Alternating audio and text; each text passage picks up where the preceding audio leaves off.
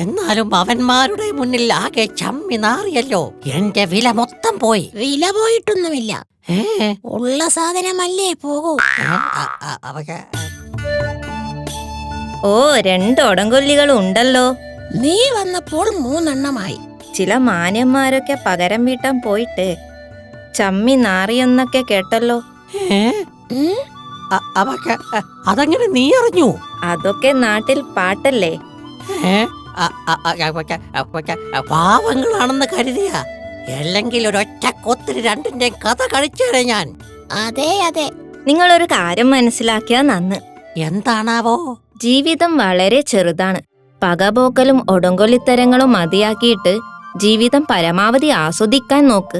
ഇവൻ പിന്നെയും തുടങ്ങിയല്ലോ ഉപദേശം. പൂമ്പാറ്റെ, ഈ ചോട്ടക്കുരുവി പറഞ്ഞത് കേട്ടില്ലേ? ജീവിതം ചെറുതാണ് പോലും. മണ്ട, നിന്നെ പോലുള്ള ചോട്ടകൾക്ക് ജീവിതം ചെറുതായിരിക്കും. ഞാൻ ചുരുങ്ങിയത് ഒരു 100 കൊല്ലമെങ്കിലും ജീവിക്കും. ഞാനും. നിങ്ങളോടൊന്നും പറഞ്ഞിട്ട് കാര്യമില്ല.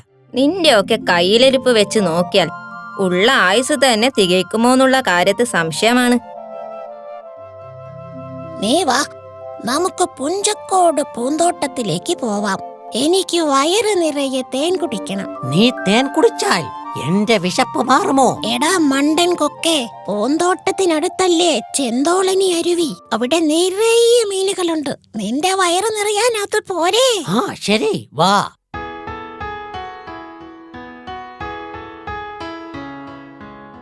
ആഹാ, എന്ത് ശുദ്ധമായ അരുവി! നല്ല തറവാട്ടിൽ പിറന്ന മീനുകളുള്ള അരുവിയാണെന്ന് തോന്നുന്നു.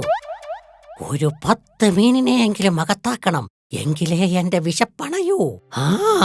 കൊക്കാണെങ്കിലും കൊത്തി മീൻ പിടിക്കാൻ വലിയ വശമില്ലല്ലോ. ഇങ്ങനെയൊക്കെയല്ലേ ഓരോന്ന് പഠിക്കുന്നത്.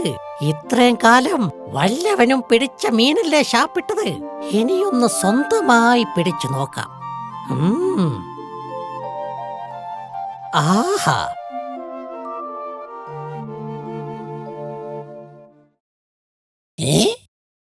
ഇതെന്താ സംഭവം? ഇതാ പൊങ്ങച്ചക്കാരൻ കൊക്കിന്റെ കൊക്കല്ലേ? മണ്ടൻ, ഇങ്ങനാണോ മീൻ പിടിക്കുന്നത്? എന്തായാലും ഇവനൊരു 8ന്റെ പണി കൊടുക്കാൻ പറ്റിയ അവസരമാണിത്. ചെന്തോളനി അരുവി കിന്നരി പുഴയുടെ അടുത്താണേ. ലാലലാ ലലലാലാ.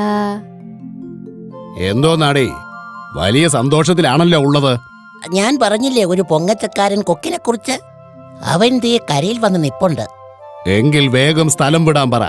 കണ്ട അണ്ടനും അടകോണനും വരാനുള്ളതല്ല എന്റെ ഈ അരുവിക്കര, മനസ്സിലായോ?